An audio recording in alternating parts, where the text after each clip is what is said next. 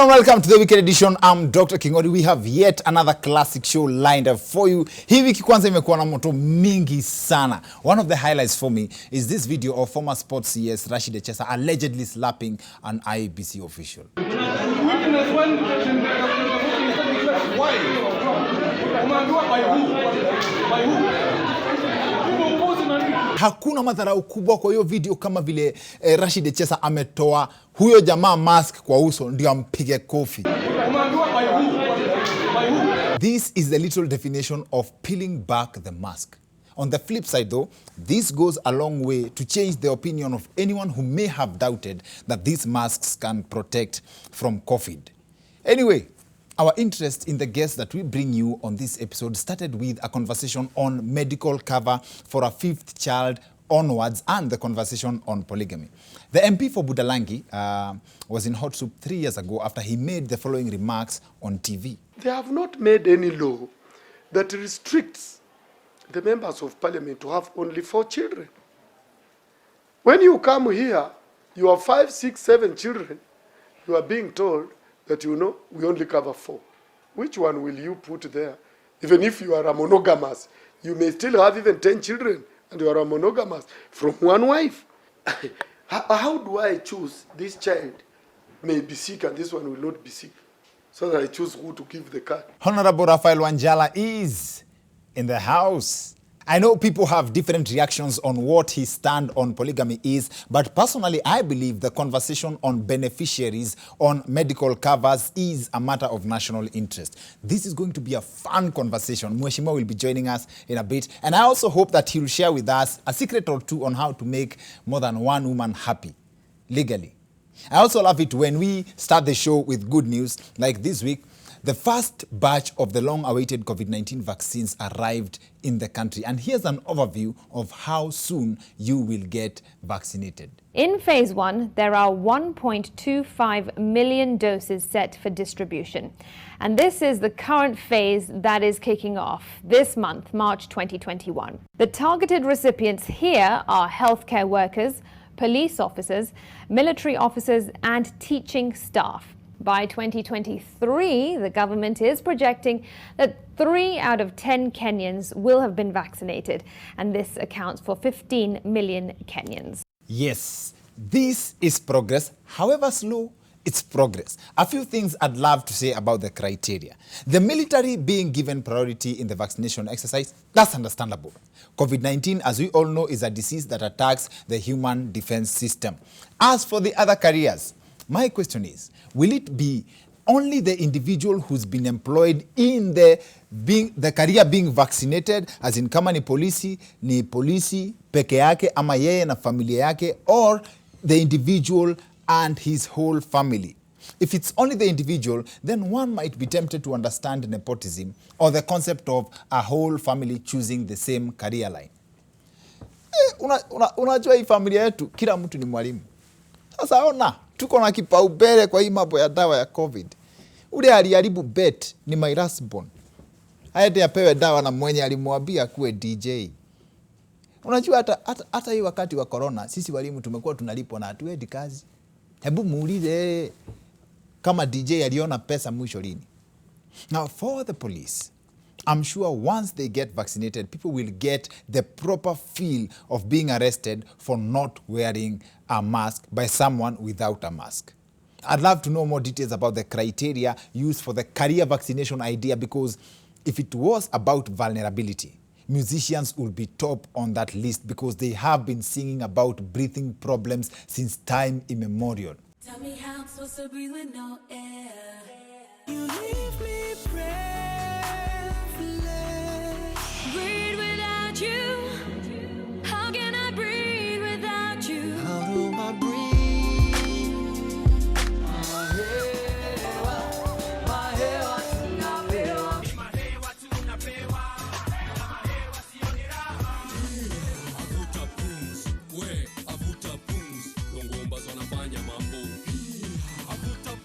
Honestly, I've never understood the obsession musicians have for respiration. Yani, I don't know, musicians have been singing about breathing problems. Baka juicy by them, utawezana song, there's a place Major talks about kitu anaweza fanyia mtu mpaka ashindwe kupumua. Anyway, according to the vaccine distribution timetable that has been given, the government targets are that by 2023, 3 out of 10 Kenyans will be vaccinated. Kwani hao watu wanafanya hesabu aje? Why are you putting people in groups of 10 knowing that you are going to vaccinate only 3? Why not put them in groups of 3 and vaccinate all of them? Or better yet, they should have conducted a public participation exercise to get the best distribution idea. The only problem with that is I know kuna mtu idea yake ya level playing ground ni ati vaccines zipelekwe Uhuru Park alafu wa Kenya wanganganie. It's also not surprising that some people have raised concerns that the vaccines may be looted. Now, this will be the greatest thing to ever happen in the fight against COVID-19, if you ask me, because everyone will be forced to follow safety protocols, because not wearing a mask or sanitizing can make you a suspect. In other news, President Uhuru Kenyatta has been elected to serve as the chairman of the East African Community for the next 2 years. He will be taking over from Rwanda's President Paul Kagame in a move that contradicts the stereotype that no sitting African president can give up a seat for another president. I like the way the narrative about Africa continues to change. Most of the things we have been accused of are now being witnessed in the first world countries. The US recently experienced post-election violence and a president refusing to give up the seat. And that's not all. Media personality Erika Simon recently posted this video of Americans queuing to fetch water. This video was taken in Houston, Texas, lakini mtu akikwambia hapa ni umoja, hauwezi kataa. Hiyo hata mnaweza bet. Now, this is not to mean that it's okay that we are equal because we have the same problems. This is just to point out that human beings are just human beings. Some things are human problems, not African problems. Healthcare is a very critical element of human existence, and it is a subject we have covered on this show several times before with different angles. 3 years ago, there were mixed reactions when Hon Raphael Wanjala, the MP for Budalangi, talked about medical cover for large families on TV. The state shall not discriminate directly or indirectly against any person on any ground, including race, sex, pregnancy, marital status. So when you are telling my wife that she's a second wife, a third wife, you don't want to cover, and you are the state, then you are discriminating against that woman because of her marital status. I have looked at this from a different perspective, and I believe so did many of you. We have brought him on the show mainly for that, and he joins us on the other end of this short commercial break. So see you guys in a bit.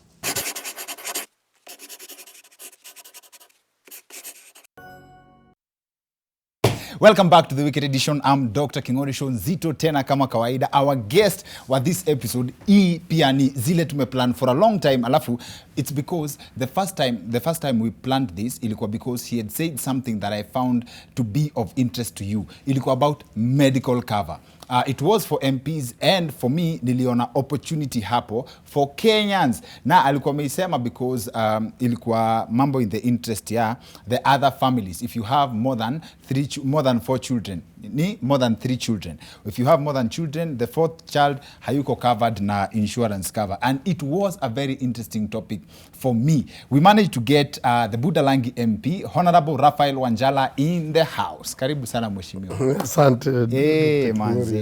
Hii ni episode tunaitanga kama hizi the episodes of patience.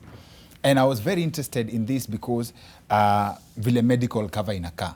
Ukiwa na watoto more than 4 years, ndio? So the 5th one hawalipi hawakava kabisa. They don't. Ulifika number 5 ndio ukagundua ama ulikuwa unajua hiyo ndio system? Si wakati walituambia ndio tukaanza hii argument. Yes. So ndio tukaanza hii argument. Why? Hapa Kenya hakuna sheria inasema unazaa watoto 2, 3, 4. Yes. Na hata ukienda kotini, na isemekane ulizalisha msichana amekupeleka kotini, si huyo mtoto anakuanga wako, na unaambiwa kata. For that child you have to. Kwa sababu ni wako. So akiwa wako, si lazima pia alipiwe. I loved that. I loved that And very you much. see, kuna wale wako na watoto wale wamezaliwa sio na huyo mama. Chini ya maji. Yes, and they are covered. Yes. Alafu na huyo mama is covered. And then you don't want to cover mama ya ule mwingine, ya huyo mtoto. And ni nini utakuwa unafanya? And that was like 3 years ago. Has there been any progress as far as include huo mtoto mwingine kwa cover? Yeah, what they did, Yes. Walienda wakaongea na watu wa insurance, wakasema sasa wale watu wako na more than one wife wenyewe waende walipe. Yes. With their agreement ile walifanya hapo na rates Insurance. Yes. za insurance. But we are telling them, you know, the law is very clear. Don't, you know, in our 2010 constitution, there are rights Yes. enshrined in that constitution. And there are rights that you can't vary. Yes. And one of the rights that you can't vary is that you don't discriminate somebody against his or her marital status. Okay. Because polygamy is allowed in Kenya. So you don't discriminate that lady because Yes. she's a second wife, a third wife, a fourth wife, or so on. Yes. You know, we even have our Muslim brothers. It's Yes. allowed even in the Quran. Constitution and the Quran. Yes. But even us as Christians in the Bible, it is allowed. Polygamy is allowed, yeah. Hii mambo ya one wife I tunajiekelea. believe these are businessmen. These people are businessmen. Ni kujiwekelea. They It are could not be a sin serious. to have one wife. No, it's not a sin. Oh, but we have the freedom. We have the freedom. And that is why God never had a friend who was monogamous. All God's friends were polygamous. Yeah, you read the Bible. Moses, who ever saw God, Yes. Moses was a polygamous. He married 2 sisters. One was Yes. from outside. Yes. And then when you look at Abraham. Abraham married 3. And then David, don't know how many he had. Yes. Saul, I don't know how many he had, and so on and so on. The list is endless.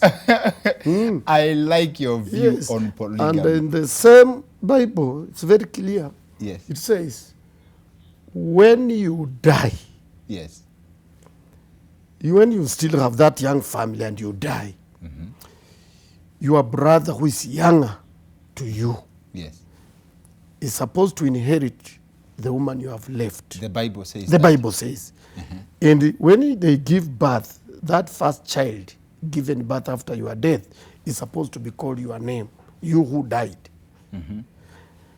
And then Jesus was asked, now, okay, after that, uendeleshe familia ya ndugu yako. Yes.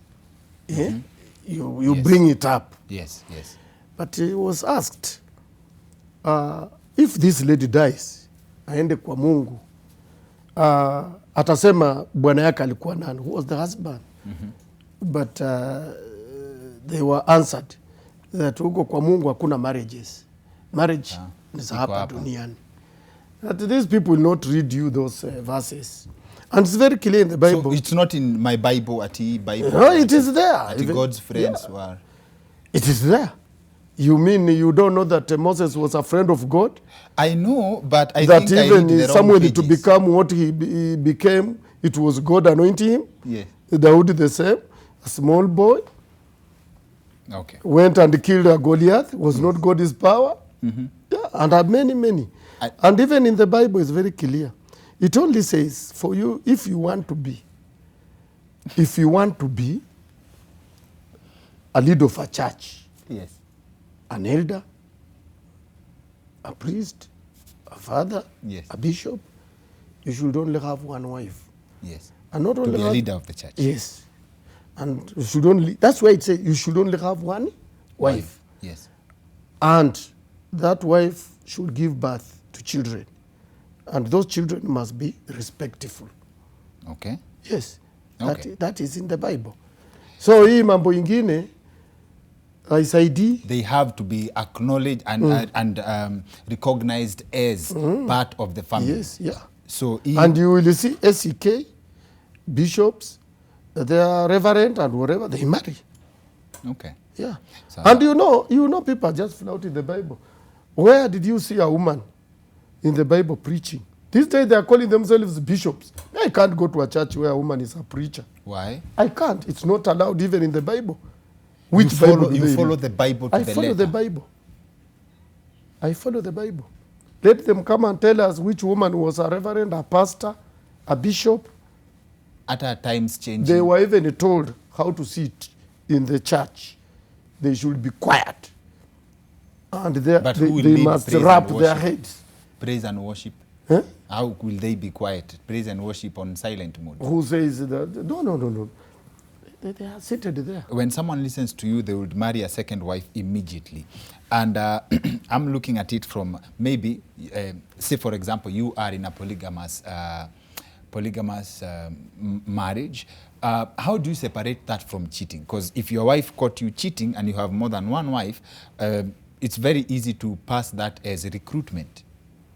What? I Say don't you get have, for example, you have 3 wives. Mm. If you are caught cheating, who among these is supposed to get mad? And if they got mad, So you will be cheating with who? Second wife, third wife? an extra person. So if you add another person who's not among the 3, is that cheating or you are recruiting the 4th one? You are recruiting the fourth one.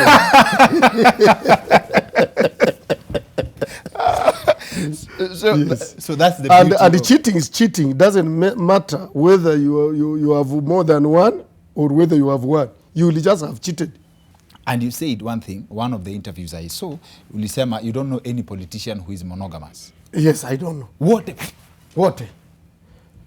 Those ones who are monogamous are cheaters. They are undercover polygamous, Yes. not cheaters. Cheaters is a strong word. Okay. They are Undercover. undercover. They are undercover polygamous. Give them a soft land. Yes. People were mad. Some people who were mad at you were mad because you were talking from an MP's perspective, which now I, as a Kenyan, will ask, what do you guys have as far as now healthcare nationally is concerned? You raised a valid concern, and I'm thinking for the Kenyan mwenye ana need medical cover like the MPs, right? How do we get that? Is it possible? That is why there is NHIF. Which For does other not work Kenyans. in most cases. It does. Like I'm in the village, it is working. It's only that not many people do Know pay. about it. Yeah. They know about it, but they don't pay because of financial constraints. Yeah, because of the economic hardships. But they know it. As leaders, and for this I'm not speaking about you in person, I'm speaking as the leadership as a unit, right? We've had cases where leaders have been criticized for going to seek medical health care out of the country. In fact, people are celebrating when the COVID-19 pandemic hit that, at least lockdown will keep us all here, we'll die together if need be, right? Do you ever have conversations among leaders? Yeah, niaje, we need to improve on this for wananchi so that you would actually be comfortable attending a public hospital? You know me and even my governor, we don't talk because of those issues. I've been an agitator for hospital medical services to go back to national government. Yes. And we have been very categorical in BBI that medical services have collapsed. With county government have failed. So we needed the medical services to go back to the national government. Yes. And indeed, it was captured in BBI, the first BBI. Yes. Now, when the governors met the Prime Minister and the President, do you know they removed it? And they took it back to county government. Do you see us... And I still feel that we needed health services to be taken back to national government. That is the mistake Kenyans did. You know, you don't try on your life. This is our lives. So for us to try on our lives, it doesn't make sense. We must get it right because we live because we have life. But if we carelessly take our life to be handled by governors, Yes. then we have lost it as a country. That is why even the doctors are on strike today. Okay. Imagine doctors being managed by MCS. It's not easy, surely. You know, a doctor gets an A in school. Yes. And there are trained very few of them. Now, you want to send him to a village. And where you have sent him in a village, you have not provided him with the basic needs that he requires as a human being. Yes. No, doesn't make sense. So, and you have 2 wives. Would you add another one? Why not? I'm still living. Why not? And do you have to consult the wives that are there before? No, Ama you it's a only surprise. inform. Like women love No, surprises. you inform. You just inform. That I'm bringing competition. Unaambia I'm bringing competition. No, you just inform. It will depend which situation which you have. You inform. I have somebody. Maybe you have 2 children with her. Maybe you have 1 child. Or you don't inform before, you inform after children. It's called No. point of no return. You may still inform before that you have this intention. Because if you want to marry, you have reasons why you want to marry.